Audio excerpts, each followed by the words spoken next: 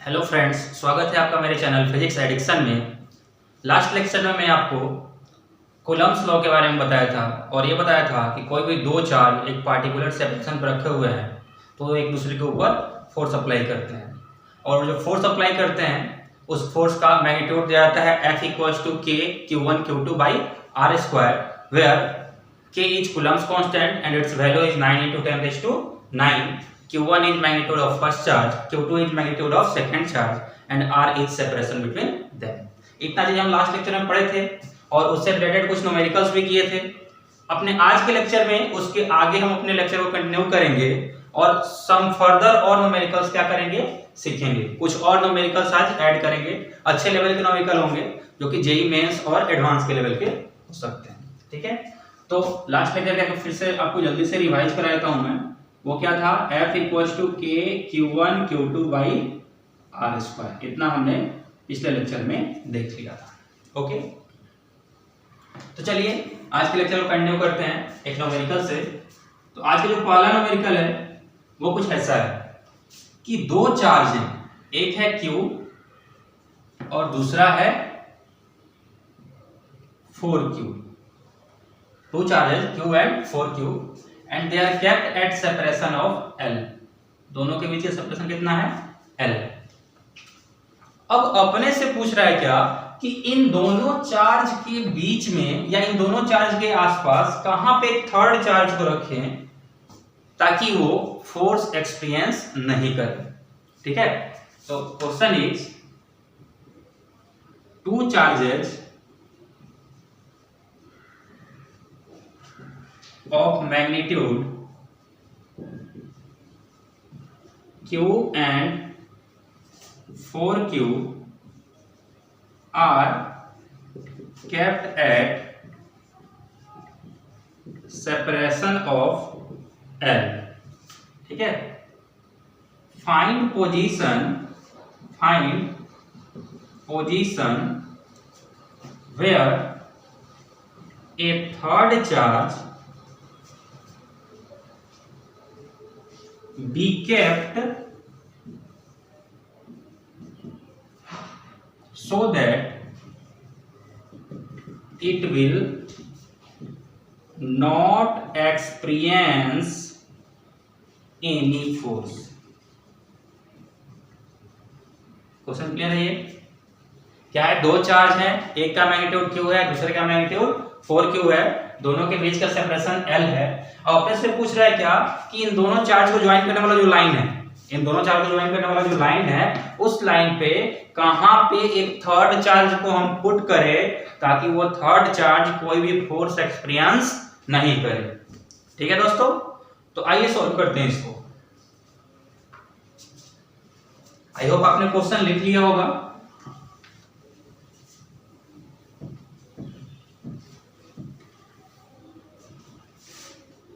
तो देखिए अब सॉल्व करते हैं इसको। ये दोनों जो चार्ज हैं, both of the charge are of positive nature. दोनों कैसे हैं, पॉजिटिव नेचर के चार्ज हैं। और अगर दोनों पॉजिटिव नेचर के चार्ज हैं तो कहां पे हम पॉइंट रखेंगे कि वो फोर्स एक्सपीरियंस जीरो करेगा। तो मान लीजिए एक चार्ज को हम यहां पे रख सकते हैं। अपने पास तीन लोकेशन है, we can kept it here at position A, we can kept it at position B और we can kept it at position C। ठीक है, जिस लाइन से इसको ज्वाइन कर रहे हैं उसमें या तो फर्स्ट वाले चार्ज के लेफ्ट साइड रखिए या फिर सेकंड वाले चार्ज के राइट साइड रखिए या फिर दोनों ही चार्ज के बीच में कहीं वो पोजीशन हो सकता है। ठीक है, तो मान लीजिए अगर उस चार्ज को हम यहां पे रखते हैं, मान लीजिए एक Q चार्ज, दैट में भी प्लस और दैट में भी माइनस। चलिए अगर मानते हैं प्लस है, Q charge plus Q charge को यहां पे रखते हैं तो ये वाला चार्ज क्या करेगा, ये वाला चार्ज इस पे रिपल्सिव फोर्स अप्लाई करेगा और फोर्स का डायरेक्शन इधर होगा। जबकि ये वाला चार्ज भी क्या है, प्लस है और इसको भी हम प्लस लिए हुए हैं तो ये इस पे क्या करेगा, रिपल्सिव फोर्स अप्लाई करेगा, तो उसके लिए फोर्स का डायरेक्शन इधर होगा।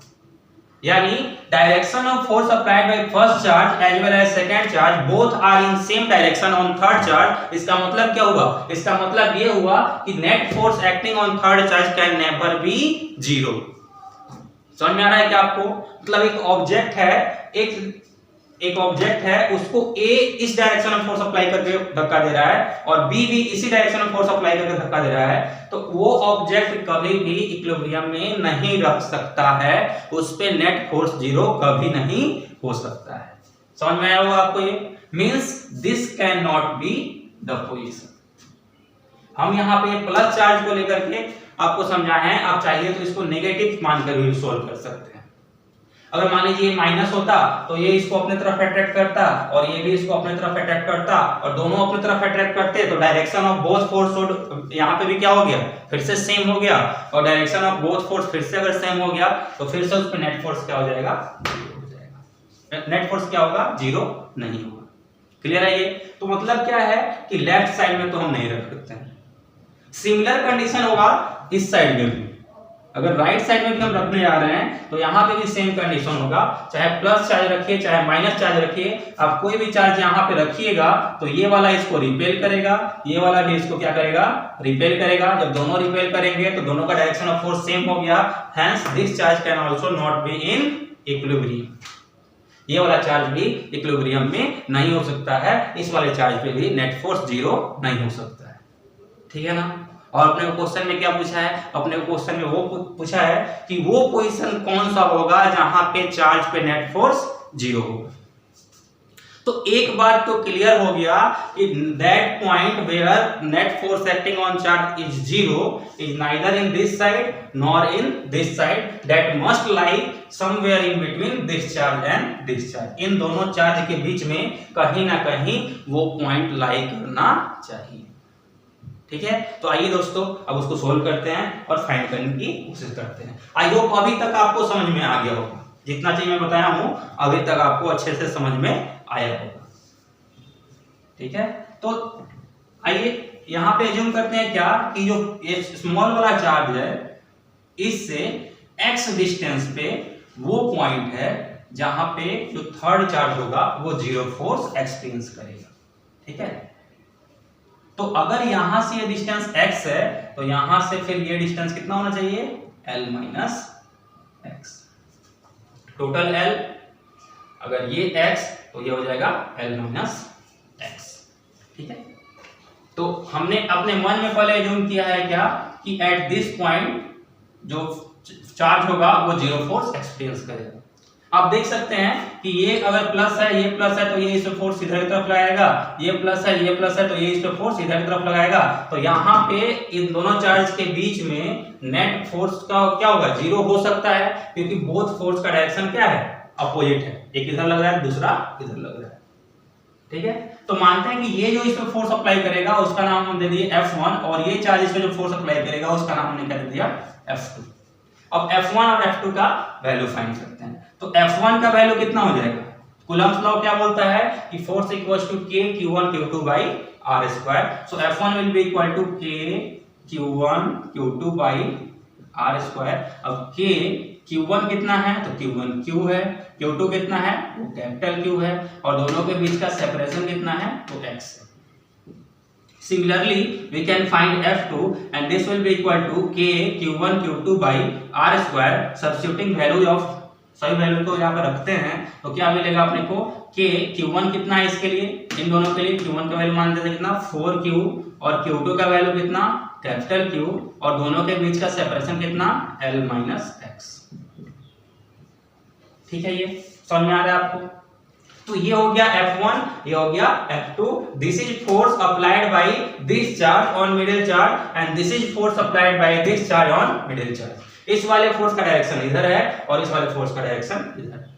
Now for this charge, for central charge to be in equilibrium, for central charge to be in equilibrium, यहाँ पे इस पे लगने वाला नेट फोर्स क्या होना चाहिए, जीरो होना चाहिए। अब इस पे नेट फोर्स जीरो कब होगा, जब ये दोनों आपस में क्या होंगे, इक्वल होंगे। जितना फोर्स उधर लग रहा है अगर उतना ही फोर्स इधर रहेगा तो इस पे लगने वाला नेट फोर्स क्या हो जाएगा, जीरो हो जाएगा। Now students, for net force to be zero on this charge, for net force to be zero on this charge, F1 should must be equal to F2। अगर F1 F2 आपस में equal होंगे तभी इस वाले charge पे net force क्या होगा, जीरो होगा। यानी for net force to be 0 on central charge या on third charge, F1 should must be equal to F2, यानी F1 should must be equal to F2 और F1 F2 का ही equate करते हैं। तो F1 यहाँ पे कितना है, KQ by x square should be equal to K into 4Q into Q by L minus x square। हमने क्या किया है, F1 और F2 को आपस में इक्वेट कर दिया है। तो K Q क्या हो गए, कैंसिल हो गए। तो यहाँ पे अपने को मिल जाएगा 1 by x square should be equal to 4 by L minus x का square। Now this can be written as 1 by x square equals to, यहाँ पे 4 को क्या लिख सकते हैं, 2 स्क्वायर लिख सकते हैं, तो 2 by L minus x का होल स्क्वायर। और चाहो तो इसको भी आप कंप्लीट स्क्वायर में लिख दो, तो स्क्वायर से स्क्वायर क्या हो जाएगा, कैंसिल आउट हो जाएगा। तो अपने पास क्या बचा, 1 by x equals to 2 by L minus x, cross multiply कर दीजिए यहाँ पे, तो यहाँ पे अपने को मिल जाएगा L minus x equals to twice of x। अब ये x उधर जाएगा तो प्लस हो जाएगा, therefore L equals to 3x और x equals to L by 3। समझ में आ रहा है क्या आपको, यानी ये जो x है इसका वैल्यू कितना होना चाहिए, L by 3 यानी फर्स्ट चार्ज से L by 3 डिस्टेंस पे अगर हम थर्ड वाले चार्ज को रखेंगे तो उसके ऊपर लगने वाला नेट फोर्स क्या होगा, 0 होगा। आई होप आपको ये समझ में आया होगा, जल्दी से इसको नोट कीजिए, इसके बाद इसका मैं आपको शॉर्ट ट्रिक बताता हूँ, नोट इट डाउन। अब आइए दोस्तों इसका शॉर्ट ट्रिक हम देखते हैं।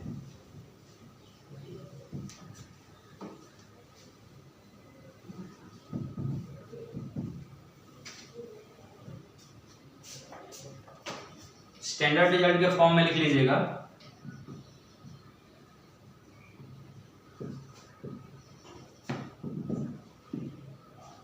स्टैंडर्ड रिजल्ट देखिए क्या है, अगर ये दोनों चार्ज सेम नेचर के होंगे, अगर ये दोनों चार्ज सेम नेचर के होंगे, जैसे यहाँ पे दोनों क्या है, प्लस है, या फिर दोनों क्या होंगे, माइनस होंगे, तो if both charges are of same nature then क्या होगा, वो पॉइंट जहां पे नेट फोर्स 0 हो रहा है, then point where net force will be 0 will be given by x equals to under root q1 divided by under root q1 plus under root q, ठीक है, and whole multiplied by L where L is distance between both charges। आपको ध्यान रखना है क्या कि q1 should be less than q2, यानी q1 का मैग्नीट्यूड क्या होना चाहिए, q2 से कम होना चाहिए, यानी इस वाले केस में q1 क्या बनेगा, q बनेगा, और q2 कौन बनेगा, 4q बनेगा। समझ में आ रहा है क्या आपको ये। अब इस शॉर्ट ट्रिक पे अगर इस वाले शॉर्ट ट्रिक पे अगर हम सोल्व करना चाहें तो बहुत इजीली जल्दी से अपना क्वेश्चन सोल्व हो जाएगा। तो कैसे शॉर्ट ट्रिक पे सोल्व करेंगे, आइए शॉर्ट ट्रिक पे वैल्यू पुट करके चेक कर लेते हैं। तो x will be equal to under root q1 कितना है, q है, so under root q divided by under root q1 that is also q plus under root q2 that is 4q। Okay, अब इसको solve करेंगे तो ये 4 का बाहर रूट से कितना आएगा, 2 बाहर आ जाएगा, तो अपने पास बचा ऊपर root q divided by root q plus 2 root q।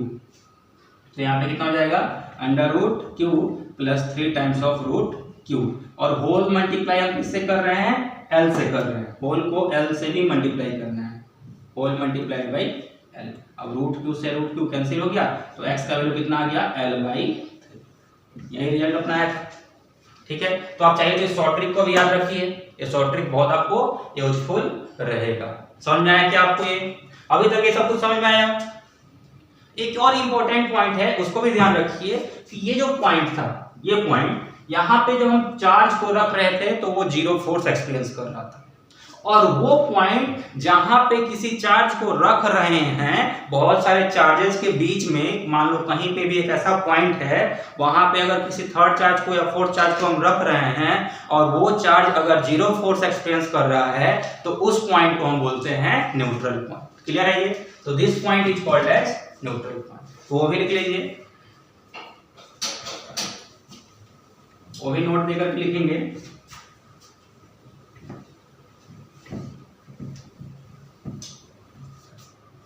Note this point where third charge experiences zero force is called as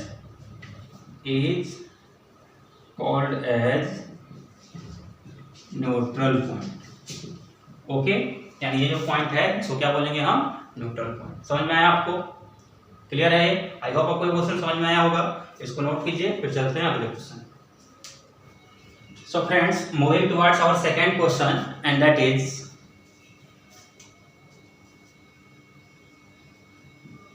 this is first charge, this is second charge. ठीक है, ये मान लेते हैं ए है और ये बी है, इन दोनों के बीच का सेपरेशन है L। And question is find position, nature and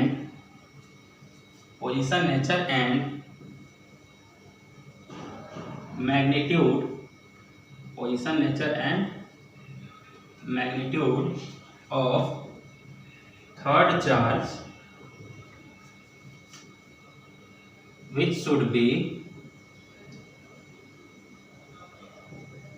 placed somewhere on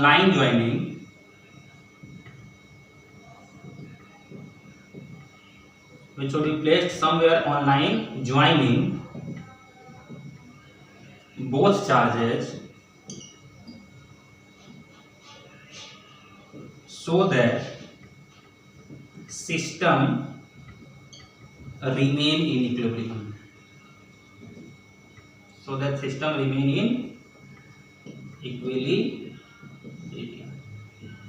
question clear है क्या? फिर से सुनिए क्या है, देखिए क्वेश्चन।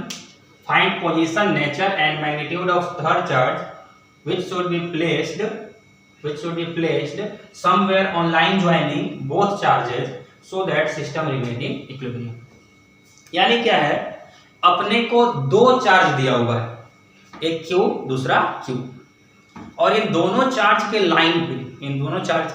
लाइन पे कहां पे हम एक थर्ड चार्ज को रखें, और उस थर्ड चार्ज का मैग्नीट्यूड कितना होना चाहिए, उस थर्ड चार्ज का नेचर क्या होना चाहिए, ताकि ये पूरा का पूरा सिस्टम, जब भी सिस्टम की बात हम कर रहे हैं तो यहाँ पे सिस्टम में टोटल 3 चार्ज है, charge 1, charge 2 and third charge.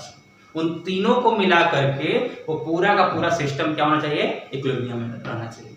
तो this question is slightly different from previous question. In previous question we are dealing with only one charge, अपने को सिर्फ एक चार्ज को इक्विलिब्रियम में रखना था।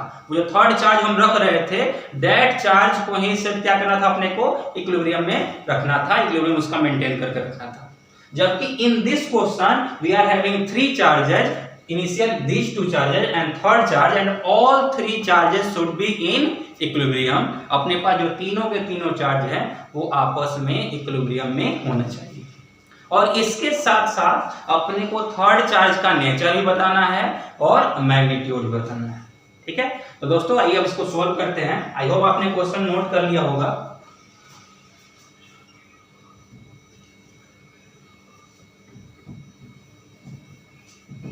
So let's solve.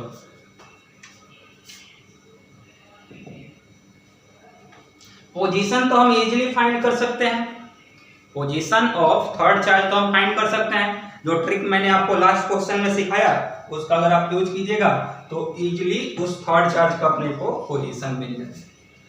तो पोजीशन क्या होता है? पोजीशन का फॉर्मूला मैं आपको बताया था, x = √Q1 divided by under root Q1 plus under root Q2 whole multiplied by L।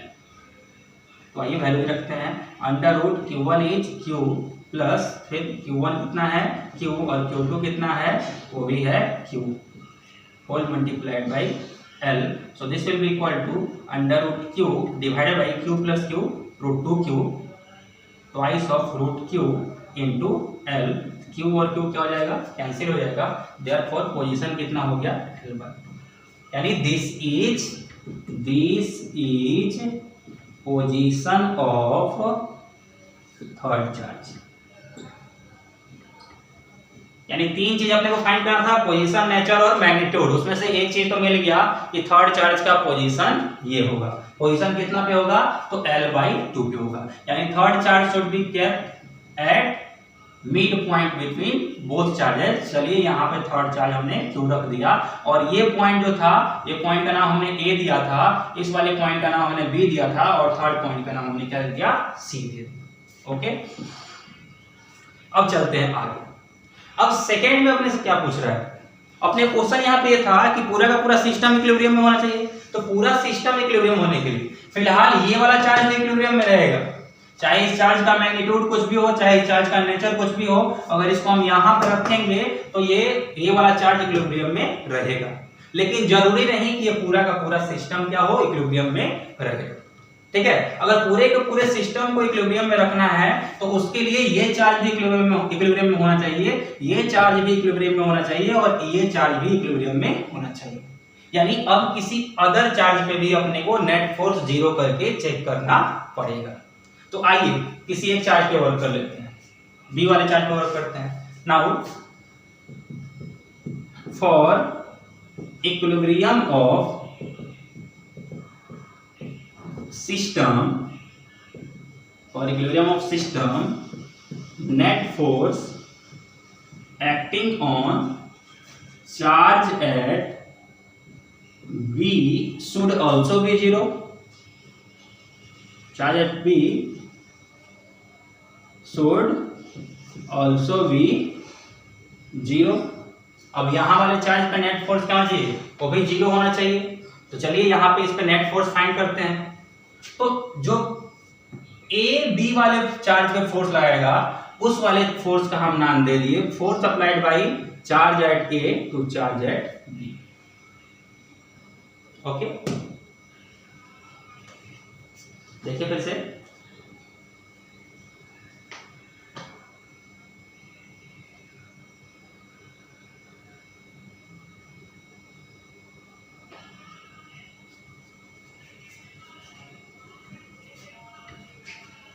Charge at B should also be zero. तो जो ए बी वाले फोर्स पे चार्ज लगाएगा या बी वाले चार्ज पे ए के कारण फोर्स लगेगा, उस फोर्स का हम नाम दे दिए force on B due to charge at A, F B. अब इस वाले फोर्स का वैल्यू कितना होगा, तो अकॉर्डिंग टू कूलम्स लॉ वो कितना होता है K Q1 Q2 by R square. अब सही वैल्यूज को हम रखते हैं यहाँ पे, तो K Q1 कितना है Q, Q2 कितना है Q और दोनों के बीच का सेपरेशन कितना है L। तो K Q square by L square, ठीक है ना। सिमिलरली इस वाले चार्ज के कारण B वाले चार्ज पे जो फोर्स लगेगा उस वाले फोर्स का हम नाम दे सकते हैं force on B due to charge at C। Force on B due to charge at C, and this will be equal to also K Q1 Q2 by R square। अब सभी वैल्यूज को हम रखते हैं, तो K Q1 कितना है Q, Q2 का अपने को मैग्नीट्यूड और नेचर मालूम नहीं है तो उसको ले लिया कैपिटल Q बाई दोनों के बीच के सेपरेशन का स्क्वायर। तो ये क्या आया था, सेपरेशन कितना पे आया था L/2 पे आया था, तो ये सेपरेशन कितना है, this is equal to L/2 का स्क्वायर। ये कितना हो जाएगा, ये हो जाएगा K Q capital Q by L square और 2 2 जा 4, वो ऊपर चला गया। क्लियर है, ये आपको समझ में आ रहा है क्या इतना। अब देखिए जो ये वाला चार्ज है this should be in equilibrium, और अगर ये चार्ज इक्विलिब्रियम में है तो for equilibrium of charge at B, net force on it should be 0. Net force on it should be 0, यानी बी वाले इस वाले चार्ज को इक्विलिब्रियम में रहने के लिए उसके ऊपर लगने वाला नेट फोर्स क्या होना चाहिए? 0 होना चाहिए। तो आइए उसके ऊपर नेट फोर्स 0 कर देते हैं। तो इस पे कौन कौन सा फोर्स लग रहा था? तो एक तो ये फोर्स लग रहा था, दूसरा ये फोर्स लग रहा था। तो एफ नेट अपने को 0 करना है। इधर सॉल्व करता हूं इसके आगे। तो F net should be equal to 0। तो this implies F B A plus F B C should be equal to 0। तो बी ए का वैल्यू कितना है? बी ए का वैल्यू है K Q square by L square, और बी सी का value है 4k Q capital Q by L square. This should be equal to 0। अब this implies K Q square by L square should be equal to minus 4k small Q capital Q by L square. अब L square से L square क्या होगा? Cancel हो जाएगा। के से के कैंसिल हो गया और एक क्यू भी क्या हो गया? कैंसिल हो गया। तो इसको हम फिर से अगर यहाँ पे देखें तो दिस इंप्लाइज अपने को क्या मिल जाएगा? अपने को ये वाला क्यू चाहिए, शुड बी इक्वल टू ये -4 इधर आ गया तो क्यू बाई 4 और ये कैसा आ गया? नेगेटिव। समझ में आ रहा है क्या आपको ये? तो ये क्यू बाई 4 क्या हो गया? This is magnitude of charge, और माइनस साइन क्या इंडिकेट कर रहा है कि nature of middle charge should be negative for equilibrium of this system. Clear है ये? ठीक है, आई होप आपको ये क्वेश्चन समझ में आया होगा। एक बार फिर से इसका साइड में मैं आंसर लिख देता हूँ। टोटल आंसर क्या आएगा इसका? तो इसका नेट आंसर हो गया कि third charge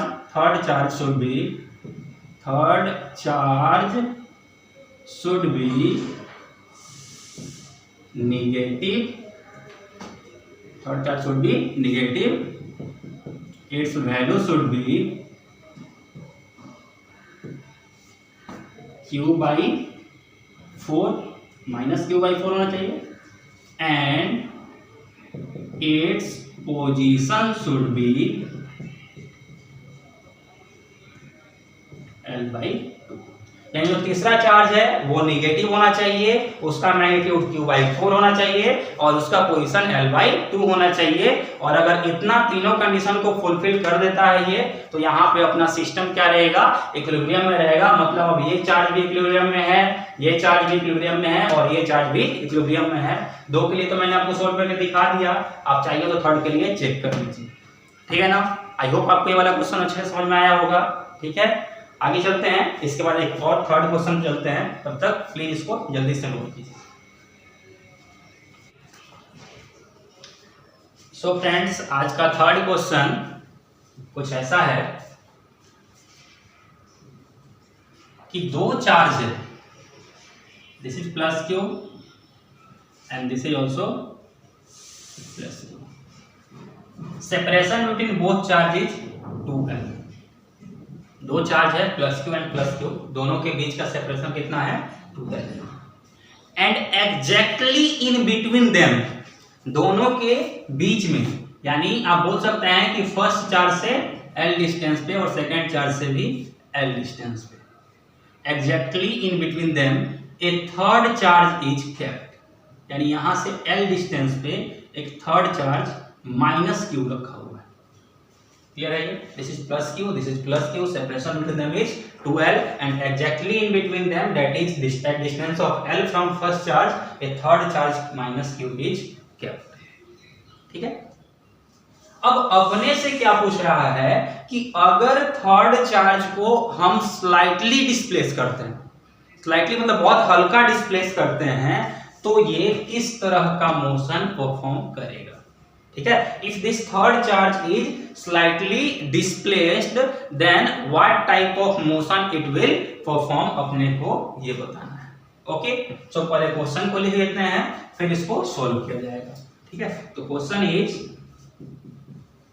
two charges capital Q each are kept at separation of 2L and a third charge which is a third charge minus q is placed in between them as shown in diagram. Okay, दो charge हैं q each are kept at separation of 2l and a third charge minus q is kept in between them as shown in diagram. Now if this third charge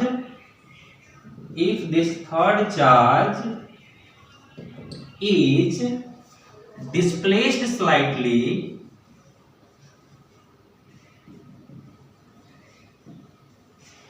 then find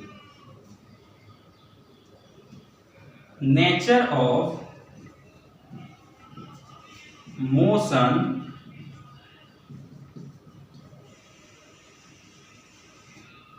performed by it.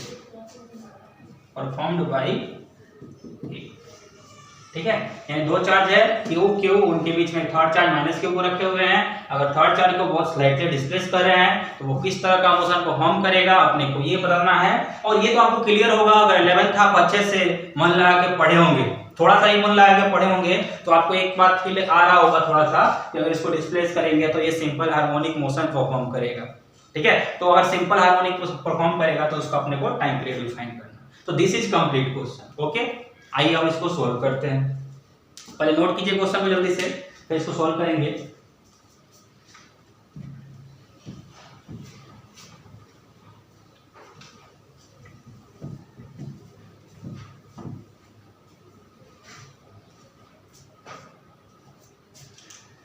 So friends, मान लीजिए इस charge को हम displace कर रहे हैं नीचे की तरफ। अगर इसको नीचे की तरफ डिस्प्लेस करेंगे तो क्या क्या हो सकता है? This is 2l, this is, ये जो थर्ड चार्ज था इसको हमने नीचे की तरफ x अमाउंट से डिस्प्लेस किया है। जब इसको हम नीचे की तरफ x अमाउंट से डिस्प्लेस करेंगे तो ये चार्ज वहां से यहां पे आ जाएगा, और जब यहां से x डिस्टेंस पे वो रहेगा तो ये जो चार्ज है ये प्लस q ये इसको अपने तरफ खींचेगा, और ये प्लस q ये इसको अपने तरफ खींचेगा। ठीक है, मानते हैं ये इसको अपने तरफ F1 फोर्स से खींचेगा और इसको अपने तरफ F2 फोर्स से खींचेगा।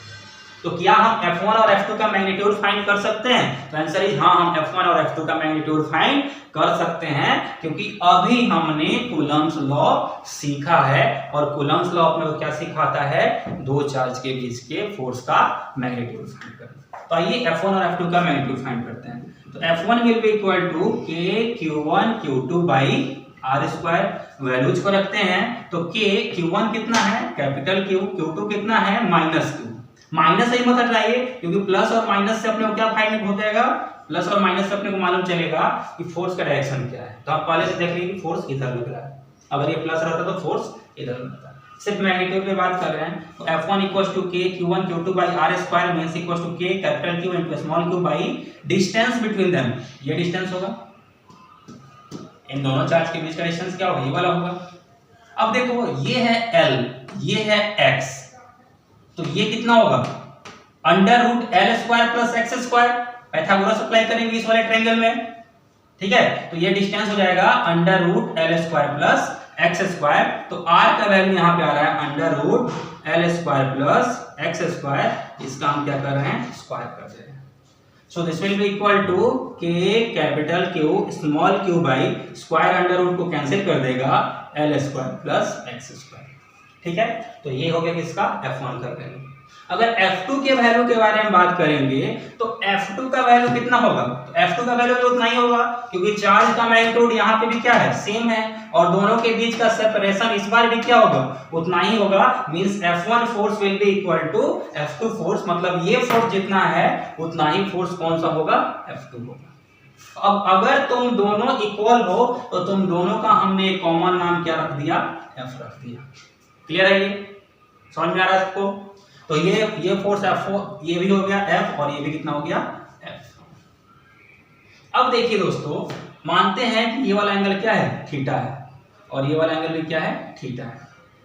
तो यहाँ पे इस F फोर्स का क्या हम कंपोनेंट ब्रेक कर सकते हैं? बिल्कुल कर सकते हैं, क्योंकि ये है फोर्स F और ये वाला एंगल थीटा है, तो इधर F cos थीटा और उसके perpendicular F sin theta. Clear है ना ये? सिमिलरली ये फोर्स F है, तो इधर F cos थीटा और इसके perpendicular F sin theta.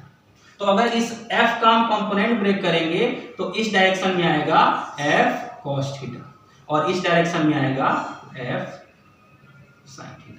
Similarly अगर इस वाले F का हम कंपोनेंट ब्रेक करेंगे तो इस वाले डायरेक्शन में आएगा F cos थीटा और इस वाले डायरेक्शन में आएगा F sin थीटा। समझ में आ रहा है आपको ये? अब जैसे ही हमने कंपोनेंट ब्रेक किया तो हॉरिजॉन्टल डायरेक्शन में both of its components are in opposite direction and equal in magnitude, therefore they will cancel each other. Horizontal direction में दोनों ही कंपोनेंट का वैल्यू क्या है, इक्वल है, और डायरेक्शन क्या है, अपोजिट है, इसलिए दोनों एक दूसरे को क्या करेंगे, कैंसिल कर देंगे। यानी इस डायरेक्शन में इस पे कोई भी फोर्स नहीं लग रहा है।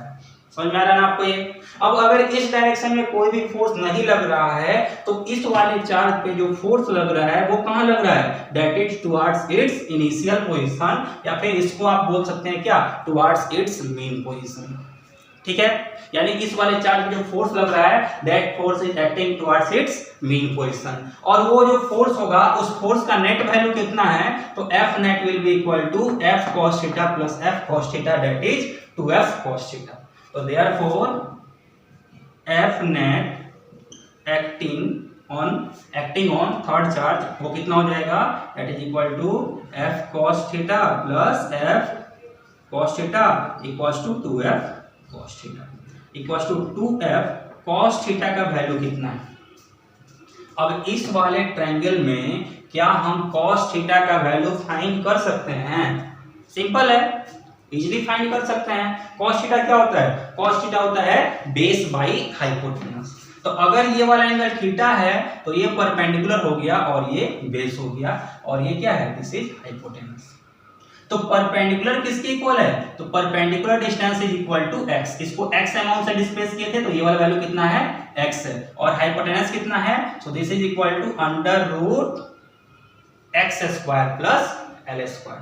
तो यहाँ पे देख लीजिए, अलग से फिर से मैं आपको ट्रायंगल बना के दिखा दे रहा हूँ कैसे हमने फाइंड किया है। ये था x, ये था l, तो ये कितना हो जाएगा, under root X square plus L square, और ये वाला एंगल थीटा है तो ये बेस, ये परपेंडिकुलर, cos थीटा कितना हो जाएगा, बेस बाई हाइपोटेनस।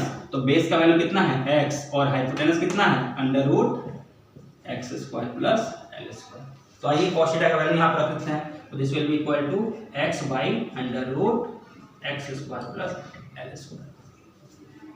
अब इसके आगे आते हैं तो फिर इसे हम क्या बोल सकते हैं, f equals to twice of f into X by under root X square plus L square equals to 2। f का वैल्यू कितना था, तो ये था f का वैल्यू। अब इस वैल्यू को f की जगह पे रखते हैं, तो f की जगह पे ये वाला वैल्यू रखेंगे तो वो वैल्यू कितना है, k capital Q small q divided by L square plus x square.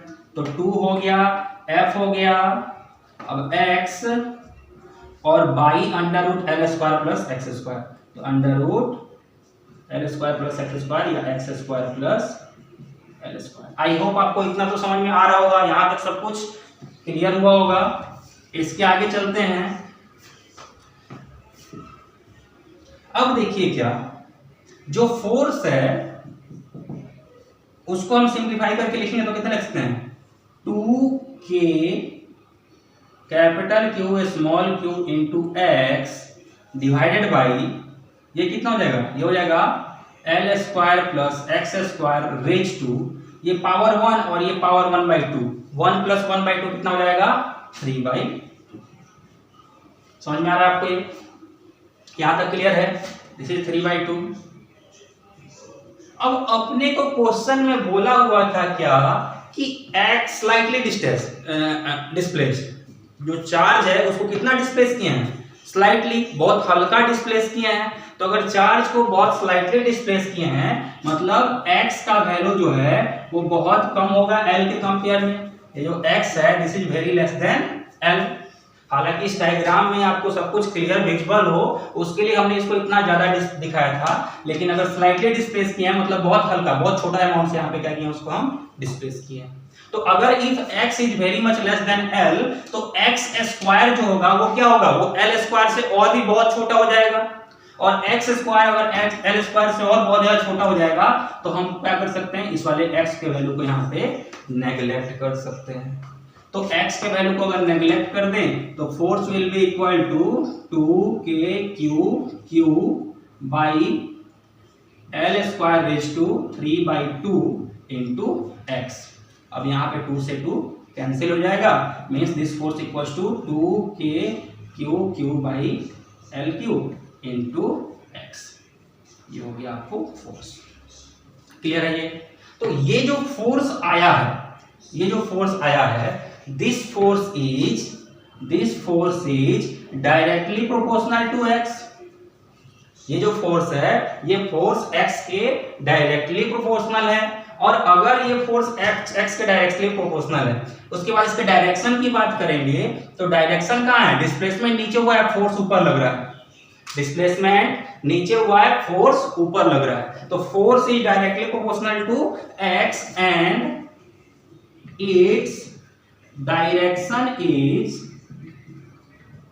opposite to it। दो चीजें हैं, एक तो फोर्स जो है सो x के डायरेक्टली प्रोपोर्शनल है और दूसरा उसका डायरेक्शन जो है वो x के अपोजिट है।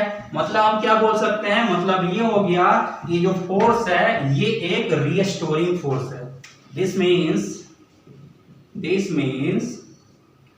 This is a restoring force.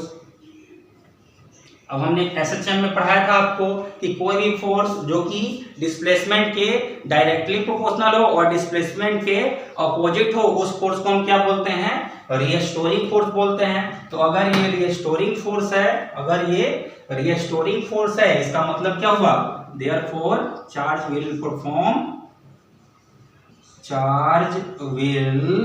Perform simple harmonic motion, SHM perform करेगा।